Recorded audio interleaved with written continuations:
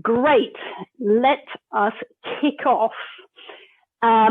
Greetings and a very, very warm welcome to our Play for COVID Recovery webinar. We're absolutely delighted you can join us today. It's a great opportunity for us to connect, chat, and explore how children in the UK have been impacted by COVID and how we as parents, carers, and professionals can support children to recover from those impacts through play. Before we start, just a few small housekeeping items.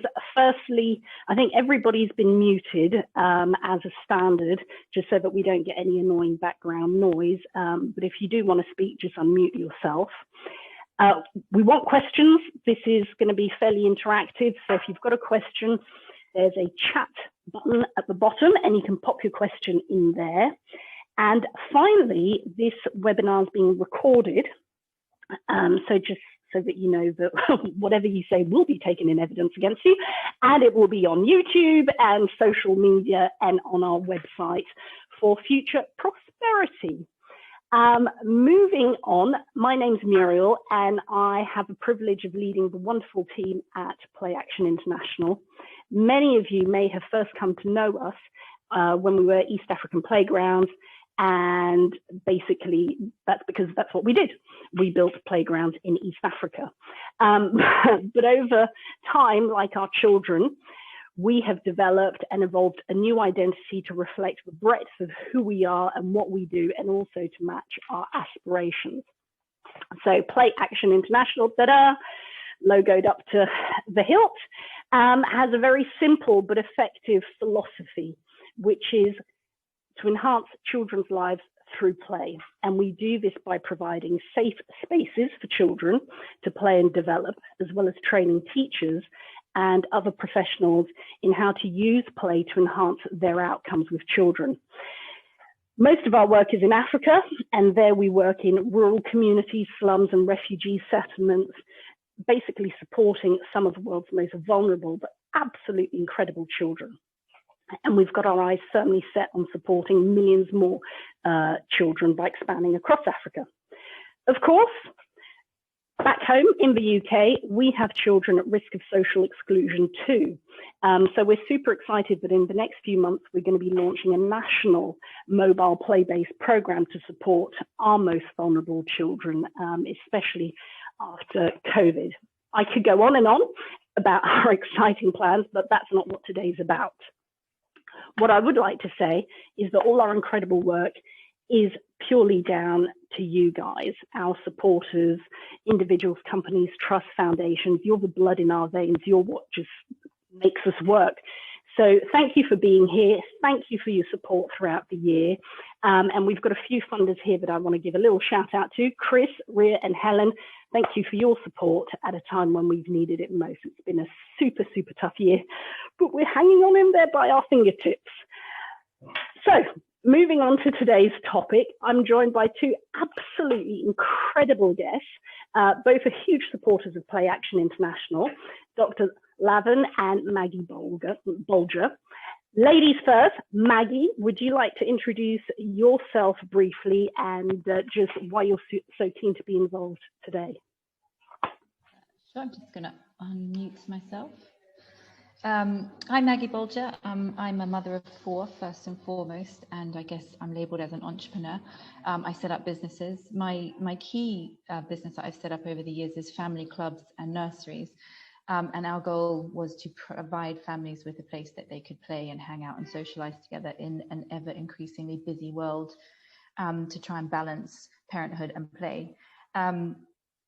And I've known Murielle for many years, and I'm really excited to be here today because whilst we've watched afar with what they've done in East Africa, I think, as she said, the UK is also in need of some play action. So I'm here today just to discuss what we can do post-COVID and take any questions with my experience and what we've set up and as a mother and as a businesswoman with COVID. Thank you. Awesome. Thank you so much, Maggie. Dr. Lavan, would you introduce yourself, please?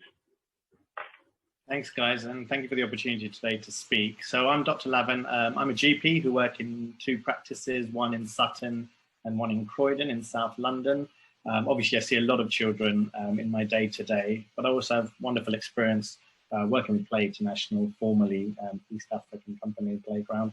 And that was from my time in Uganda, where I saw firsthand the huge impact we can do and the difference we can make by actually building these playgrounds and improving the quality of life for children, but also developmentally wise, improving things. So yes, happy to be asked plenty of questions on anything child or play related. I have 2 kids myself, so I'm more than happy to give my personal experience on how it's been a very tough year and how we've managed throughout. Excellent. So Dr. Lavan, thanks for that. And you're going to kick us off with a little presentation, right? Absolutely. So I'll just run through it. As we know, this is very informal, so do ask questions in the chat at the end as well when we can discuss things. So I think the most important thing to realize, guys, is this has been such a tough year, and we need to just take a moment to appreciate what's happened and really reflect on where we are. I don't think the full impact of what this has done to us is really going to be felt even now. I know lockdown is going to start easing and we'll feel there'll be some normality, but sadly, the huge mental impact as well as physical for our children won't be felt for a good few years. And our fear is actually 3 to 5 years' time, we will still see this impact. In my day-to-day, I mean, if I give you examples, say a couple of months ago, on a Monday morning, we had about 550 calls regarding health and medical problems. 330 of those were mental health related, and a lot of those were children. Now, remember, children aren't going to openly come and discuss about their mental health. They may need a bit of a nudge. They may need asking questions on how they're feeling. But a lot of the symptoms we're finding is more this kind of idea of withdrawing. So they don't open out as much. Simple frustration. So you can see in some of our children, when they come back from school, they don't want to talk. They're very, very frustrated. And it's really key that, firstly, to appreciate where we are and how we move forward from there. The pressure is the biggest aspect here. We have a lot of mothers and a lot of fathers who come to us really stressed and worried that they're not doing enough. They're worried about kids falling behind in their education. They're not having enough play interaction. But you'll be surprised subtly how much all of you guys have been doing. It can be something as subtle as the type of music that you love, whether it's Queen or the Beatles, and they've been listening in the background. Even something as subtle as that can actually get the mindset in such a lovely place where it can actually kick off signals, even frequencies in the brain that can actually form a relaxing, calm setting. And this is wonderful because this can actually have long-term implications for kids. The other thing to realize is subtle things like Play-Doh, you know, running around, getting in the mud, chucking twigs around, manual dexterity, exercise, all of these you may have actually been doing without even realizing.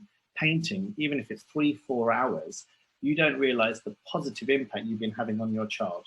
So please, please, please don't put pressure on yourself. You have done a wonderful job to get this far. And this idea that nothing's happened over the last 9-12 months in education, no, they have been educated, they have been learning, because play is a crucial part of this. You will not realize how much and how important play is until later, because educationally, things like the iPad, I have a lot of questions a lot of the time going, oh, my kid's on the iPad all the time. Yes, I do say we have to do it in moderation, but even simple things like the questions, doodle maths, watching interesting science videos, these are all considered in the umbrella of play, because actually it's giving imagination, it's giving ideas for our children. Puzzles, you know, working together with puzzles, reading books, we find all of these things that kids probably didn't have the full opportunity to sit with their parents and read. I hear these wonderful stories literally daily of fathers who have been busy, you know, while their mother has been off leave looking after the kids, and the fathers have been feeling guilty in some way, but they've had this wonderful year, genuinely, where people, sadly, we've had a difficult time, but they've been so happy because they've had that quality of time sitting with their child, reading with their child, that they never had the opportunity to. And this brings in that idea of bringing interest into your child. You won't realize until later, but some of our passions, I know my passion is things like history, for example. I didn't even realize, but subconsciously we were, with my kids over the lockdown period, doing plays. So things like, you know, William the Conqueror coming over and invading and killing the king, all of these ideas of learning about history, my 4-year-old child and 2-year-old child, I mean, I'll tell you that they're not probably top notch on numbers and adding, but they can tell you which year, you know, King William the Conqueror came over. They'll tell you about Charles I. They'll tell you about things that I enjoy, and that's not a bad thing. That's a wonderful thing. You may have a special interest that you love. You love to read on a certain topic. You may love Harry Potter. So be it. Read that. Actually, don't feel like it has to be prescriptive. This is where, you know, when you wake up in the morning, when you want to set a plan, ideally, yes, it's always good to have some form of structure, but do give a good period of play. Whether that's watching The Hunchback of Notre Dame, the Disney version, there's so much to learn. There's such a wonderful moral story in that they will learn far more from that than you actually sitting there lecturing themselves, you know, about all of this. So everything you do, play is wonderful because it's such a generic, it's such an umbrella term that you can apply it in so many things.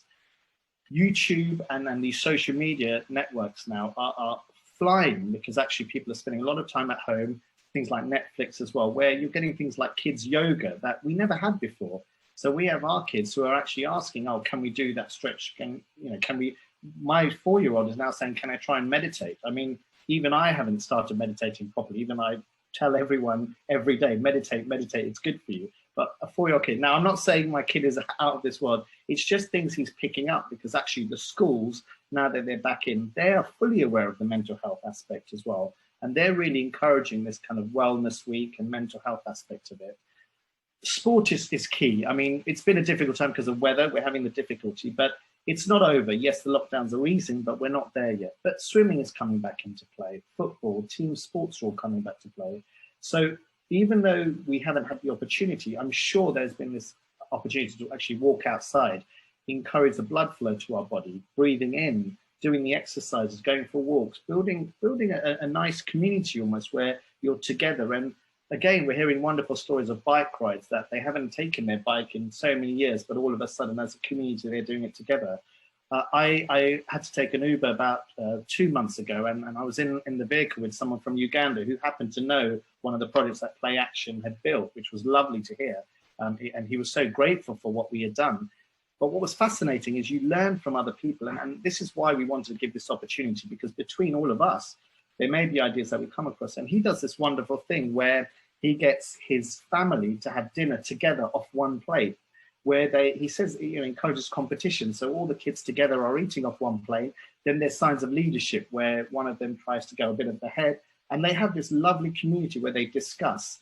Now, this is play. I know you think, well, it's just eating, but actually it's adapting play into it. So if you really analyze your day, if you really analyze what you've done for the 9 months, some of you may think, gosh, it's been a terrible time, I've been wasting time, but I guarantee you haven't. Whether that's music, whether that's physical things, whether that's books, all of these things have been beneficial. So I think the important thing to take home from today is you have done wonderful. You have been amazing in what you've achieved, and don't feel disheartened in any way. There's still lots of time to adapt to things, and I hope we can give you some tricks and tips where we can do that. But don't feel that pressure, because I think a lot of the time, the concerns that we have from parents, sadly, that has impact on the children, and then that's really important. Now, we all get anxious. I mean, I'll be lying if I say I don't feel up anxiety at times. Of course we do, but we have to watch and we have to protect our children, and we do need to make sure that we can kind of shield them from that aspect. We can talk about anxiety, absolutely fine, but we shouldn't overpower the anxiety. And the key and the reason behind that is anxiety, sadly, the mindset does have a huge physical impact on the body. So sadly, as we get older, we find things like heart attacks, things like strokes, things like cancer even can be linked to stress and anxiety. So it's really important to set the groundwork early, that kind of, obviously not go all out and do what you want, so kind of going around graffitiing walls. We're not encouraging that. But in some element, if you've got a wall in your house that you don't mind being graffitied, let them go to town, because actually you're giving them that almost that leadership role that, you can do this and correct it at times. And, even if it's painting on the walls and writing on the walls, you may say, oh, that's ruining the walls. But really think about it in a deeper level. They're actually helping in terms of their manual dexterity. They're actually writing. And actually you can pick up maybe on a wall, maybe with a different paintbrush, maybe different with a crayon, how they're holding. So all of these areas can be analyzed. But the key I would like you to take home today is some of the joys and the passions that you have genetically will be in your children. So try and bring that out. So whether it is history, whether it is sports, I mean, I'm not the biggest sports fan, to be honest with you. However, I have relatives who are. So, you know, if they were to come over, they can encourage that and they can say, oh, you know, why don't you sit down and watch cricket with me? Even that aspect of sitting down and watching cricket, even though it's not play as per se, it's actually bringing that interest, which can then allow, you know, your kids to then take an interest in it later. The other most, you know, very important point is some simple tricks that we've learned over this period. So this idea of kind of grateful diaries and having an opportunity to talk to your child.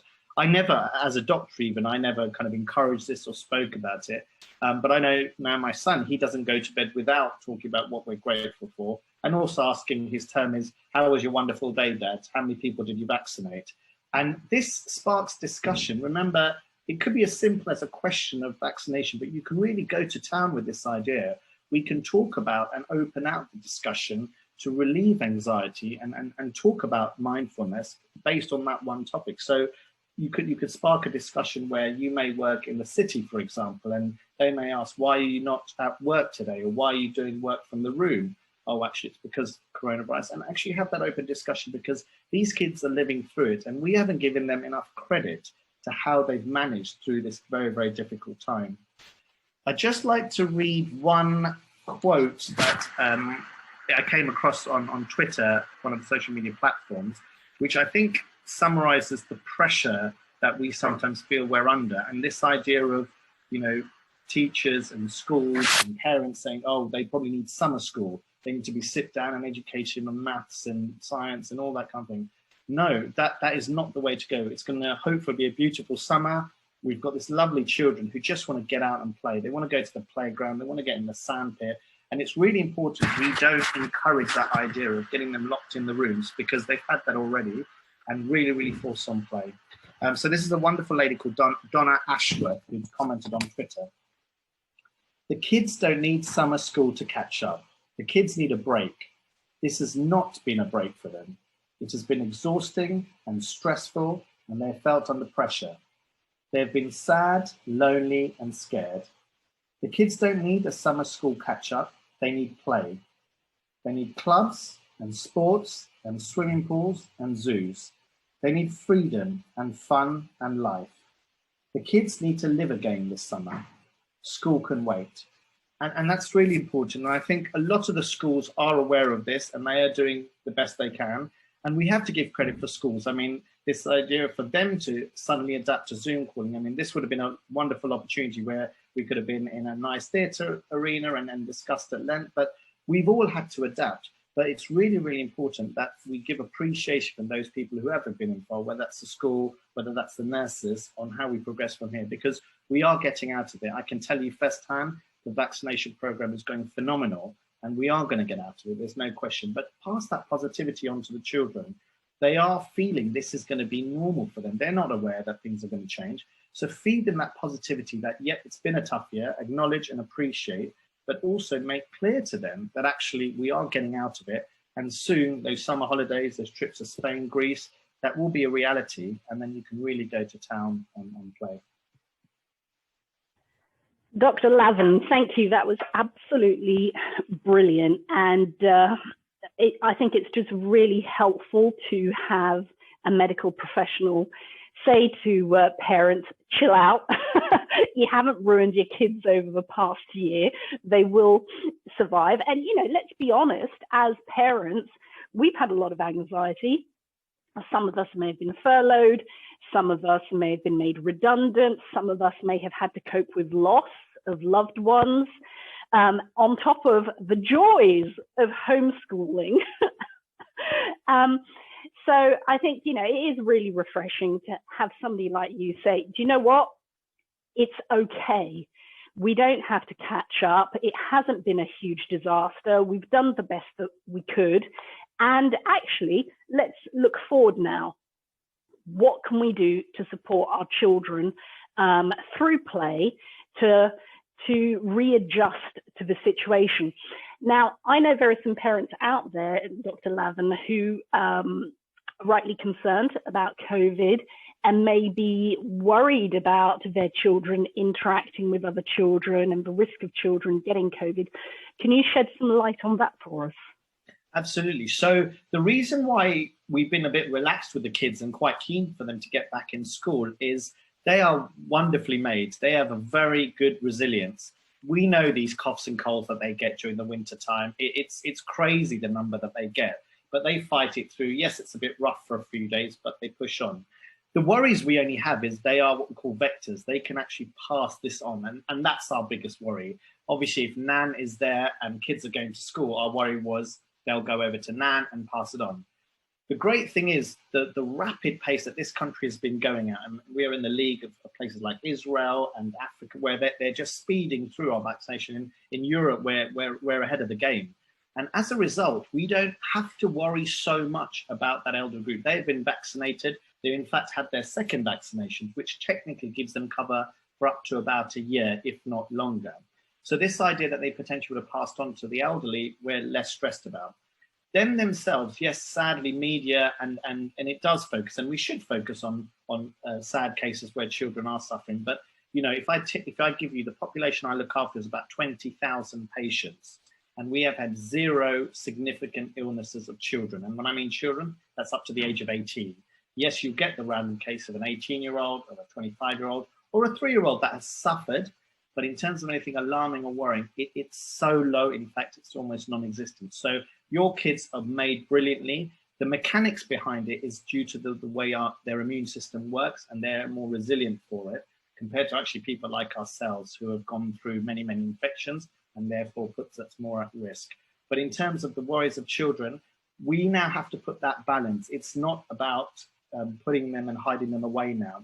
They've tolerated enough. They've tolerated almost up to a year now. And my feeling is any longer, another 3 or 6 months of this without play, without education, is going to probably do irreversible damage. Whereas actually, if we get on with it now, feel confident, boost their confidence. And remember, you've still been doing work in the background. We'll be absolutely fine, and the kids will be doing wonderful. Awesome. Thank you so much for that. We've got some questions coming in, but whilst we go through those, Maggie, do you want to come in and tell us about your experiences of launching a business whilst homeschooling 4 children, and also how you feel that we can support our children through play? And I know there are some guests who are really keen to have some practical tips as well. Sure. I mean, I think like everybody, working from home and homeschooling was a challenge, and it was one that when we initially kicked off, the homeschooling was something that actually I just made a call on quite early on, because the pressure it was putting us under as a family to try and do everything, we couldn't actually just keep up with it.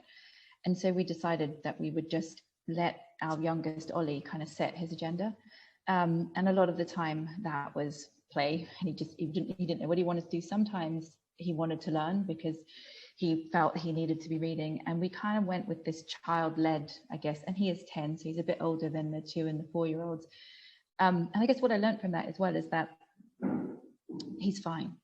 You know, he can still add up. He hasn't forgotten how to read. He's gone back into school now, and you know, he's no far behind than he would have been. I don't think he's behind at all. And the other interesting thing that we learned as well was that boredom is okay. And this is coming from, you know, somebody that creates programs for camps and for classes where we program, you know, 45-minute all days camps for kids so that they're always occupied and they're always doing something. And that was one thing that, you know, as someone who tries to plan a lot, actually the power of boredom, and when he is okay. And if you read into that, boredom actually sparks imagination in ways that if we give them too much and we lead them too much, so there were things that he would come up with and do and find that we were like, oh my God. He would build things in the garden, you know, he'd disappear and we'd kind of come back and go, okay. And that's because he was bored, and, you know, we had to ignore him as well, because you were on Zoom calls, right? You were sitting in a board meeting, you're trying to, you know, get planning permission over the line for a site that you're trying to open. And there were times where it was like, I just can't give you the attention that you need. And then you have that guilt that, you know, I've neglected my child. But all of that stress and all of that pressure has gotten us to a point now where I kind of feel like there's a light at the end of the tunnel. And I think one of the things I'm taking away from lockdown, having been, you know, a very busy mother who traveled a lot, is that I spent a year with my children, and I really feel like I know them a lot better, and I understand, not that I understand, I appreciate the importance of the family time that we had. And one of the risks that we have coming out of this is that we all become very busy again.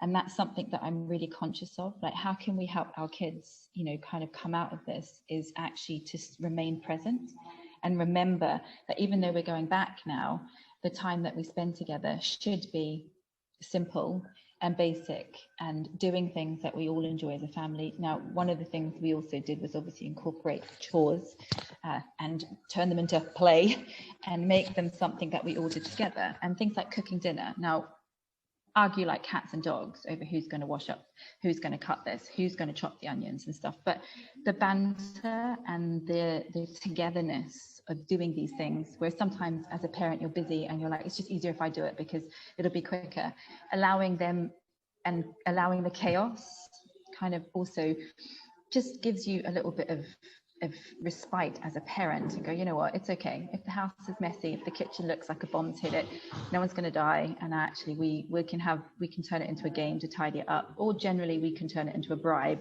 to tidy it up. I think there's a lot of money transferring hands here, which I put down to teaching the maths, because it was like, you can earn this if you do this, and then if you want something from Amazon, you can work out how much it is, and do you have enough money? So I think we tried to basically turn life into play, which I think is a nice thing, because as the doctor was saying, is that play is very broad, and actually we have this terminology of play-based learning that's kind of a buzzword in the early years industry at the moment, but I kind of feel like play is part of life. It shouldn't, you can hardly define it, because as you say, everything that we do is play. And I think one of the talking to parents at the moment who are looking to settle their children into our nurseries when we reopen in June, a lot of them are saying that they've had coronials babies, you know, babies that have been born in lockdown that haven't actually seen anyone else.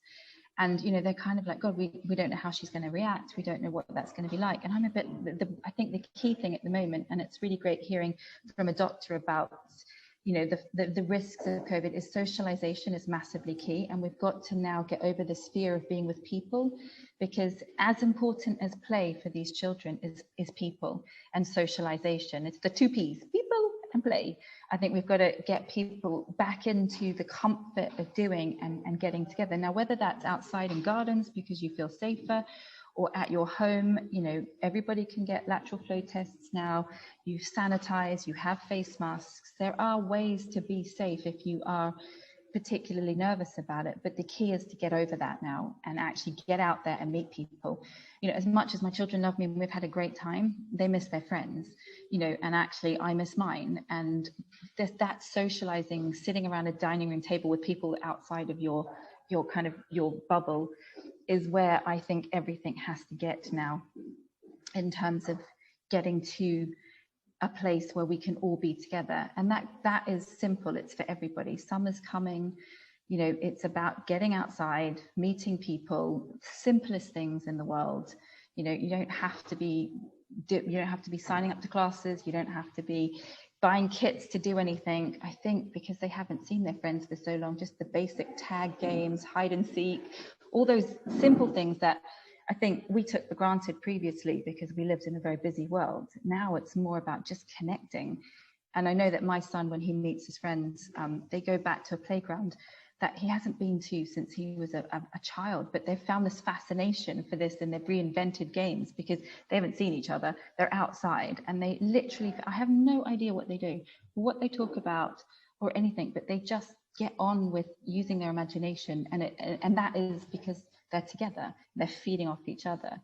So I guess, you know, my only advice really for people coming out of this is to be brave and to be safe, but also to kind of get over that hump of the fear of people and start to integrate and start to play with people and start to hang out and get socializing. Thanks, Maggie. And I think, you know, the whole focus on allowing play to happen, allowing chaos, not being too strict, not being too prescriptive, is really, really valuable. What would you say to families who perhaps live in flats, don't have access to gardens, and perhaps in their local area the resources are limited, playgrounds have been vandalized, etc.? This is one of the questions we've had. You know, what can families who are perhaps more economically limited do to support their children to play? Again, I think it's being together and playing with them. So if you can't get out to a garden, you know, we've made dens in our living room and camped for the night. You know, there was one time that Ollie he had night terrors for some reason and he just couldn't sleep. And we all slept in the living room. We had a camp out, you know, you build a den. So it's about, a lot of it is about being together with them. And as I said before, like, if you're not comfortable playing, I think we forget what it's like to be a child and we forget about what we did as a child. But, you know, there's the simple pleasures of a torch and some sheets and some bed sheets and reading a story underneath a sheet rather than reading a story on a chair. So there are always things that you can do. And we've also had quite a lot of fun with recycling, just packaging and masking tape and anything that we had in the house, making glue from flour and water and using newspapers and magazines to stick stuff together and making a hideous mess. But, you know, we turned some cardboard boxes into a Lego base fort kind of Star Wars thing that he was into. So I ended up with this giant monstrosity in my living room, but also it was like, okay, well, just leave it and let him and play. But that was all just stuff that was lying around the house. You know, if you're getting deliveries, you're taking cereal out of a packet, like it's stuff that's there. I think it's just having the confidence to know that you don't have to know how to play or facilitate play. I think the power of being with your child at their level and engaging and talking and chatting is enough. I think a lot of people, I think also players there's a lot of research into play at the moment, and I think that academics, that makes it an academic thing. And I think in the education industry, that's all, they're kind of responsible for that narrative and potentially on social media. And that can be quite intimidating to people because it's not complex. And I think there's this anxiety that we don't play enough with our children, but spending time with them equates to play. As I said, play can be, and as we've both said, play can be a game at the dinner table. You know, it can be I Spy with My Little Eye. It can be hide and seek. It can be den building. It shouldn't be a barrier. And location and demographic isn't necessarily, I don't think, a barrier either. It's about people having the confidence to understand and not to try and force it or label it, you know, just being together and doing some simple things. And if you can't remember how to play, your children do know how to play. So let them lead it, you know, get down at their level and ask them what they want to do. And then let it happen, you know, go and explore and find things, whatever their imaginations can dream up in that time. There are ways within your house to facilitate. It might not be perfect, it might not be exactly what, you know, it's supposed to be or what we think it's supposed to be, but the journey of getting there is enough, if that makes sense. Totally, thank you. I'm aware we've got 5 minutes left. I know that I've got 2 kids. I've got a 7 and 10-year-old, and Nintendo Switch and YouTube have been my friends. And I hate to admit, but my son has spent some days 12 hours a day in front of the TV. And, you know, I will have therapy for that later, and no doubt he will too. But I'm aware that it has affected his fitness, and I've seen the weight creep on. I'm now in a situation where he can go outside, but you know, he's gotten into the Nintendo. He used to do a lot of dancing, but when it moved to Zoom classes, he completely fell out of it, which I can kind of understand. And then my daughter has developed an anxiety kind of condition when she's walking outside and a car goes past, etc. So I'm very aware of the psychological and health impacts that COVID has had. But I loved what you said, Dr. Lavan, about the gratitude diary, because that's something that I've started doing with my children and found really, really helpful. And Maggie, what you said about time is so key. sometimes it's not about just doing things, but just spending time together. And you don't need any resources for that apart from time. But we've spent some really nice quality time, and there's been a lot of negativity around COVID. But yeah, I have had some fabulous times with my kids over the past year, especially last summer when the weather was so good and we were going out and they were getting muddy and dirty, and that was the fun. And I had to, you know, stop myself from, no, don't do that, but just letting them be children, actually the way I was a child back in the day. So I think focusing on what we have done, focusing on those precious moments that we have had, and trying to find the positive out of COVID can be quite helpful as well. Do you have any thoughts on that? No, I agree. I think it's back to that whole point of the pressure, and we've already given examples now personally, and I think it's important to share those because the resource may not always be out there. I know some of the comments are indicating about, you know, in certain areas, how can we do all of this? But remember, I don't know how everyone was brought up, but I know for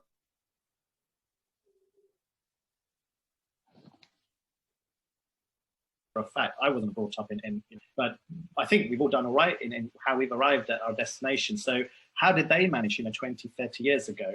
What were they doing? So simple things like cooking, for example. I remember mum used to actually just say, look, get the pasta out, do this, chuck this in there. And I'm still adapting those things with my kids because I want my kids to feel comfortable about it. Like Maggie wonderfully said about chores. It sounds interesting, but I know my parents were always quite keen to educate me. So they were saying, don't do the chores. I'll do that. You get on with the studying. But I think that was wrong. I think that aspect was actually encouraging chores being a normality is actually a good thing because they naturally then have things. They'll wash up the dishes naturally, and that sets good tone. So, and all of this is play aspect related. We forget each time, but even chores is play. You can make it fun. You can say who can do it in the quickest time. Who's going to do the bed? If we do bed, we're going to do WrestleMania afterwards. All of these things, but it's about just dropping these in. And just the final point about the concerns about where to get access and help. There's a wonderful concept called social prescribing that's arriving now, where we understand that 20 to 30% of medical problems are related to housing, employment, and social. And it's the idea of having someone called a link worker, and this will be available in all your practices across the country. So you can contact your GP practice, where they will have this link worker who will almost have a Bible of places to go. So if you do feel actually the area around is not safe or the park is not appropriate, they will hopefully be able to link you in with the community where you can get to these places. So never, ever, ever feel there isn't help out there. There are people that are willing to help who are literally forming a list. And if you don't feel comfortable, as Maggie was saying, I mean, the idea of having boxes and making a robot, all of these things are very good. But if you still feel you need to get out there and you don't know where to go, there will be those things in the practices across the country.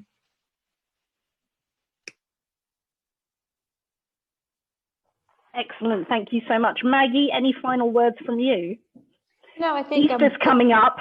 We've got the kids at home again. I mean, I think some of the comments, I think everyone just has to have some more confidence in ourselves. I think also we've had a year of being, you know, teacher, mom, kind of everything, and coming out of it's almost a little bit scary as well. But I just think it's just have some confidence and just be with your children and don't overthink it. You know, just kind of get to where you can and explore what you can. But I think, and my advice is, if you can meet up with some friends or family that have other children, then the pressure for you to come up with play is off you, because children will naturally play together. So I think it's give yourselves a break and a big pat on the back for surviving and getting to where we've gotten to. And just, you know, I guess enjoy the fact that we are coming out of something now, and you know, it is going to get easier. Brilliant.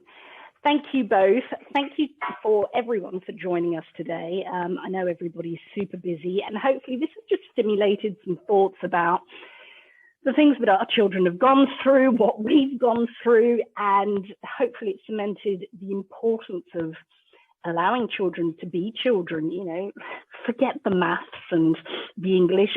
they'll catch that up, but you can't catch up your childhood.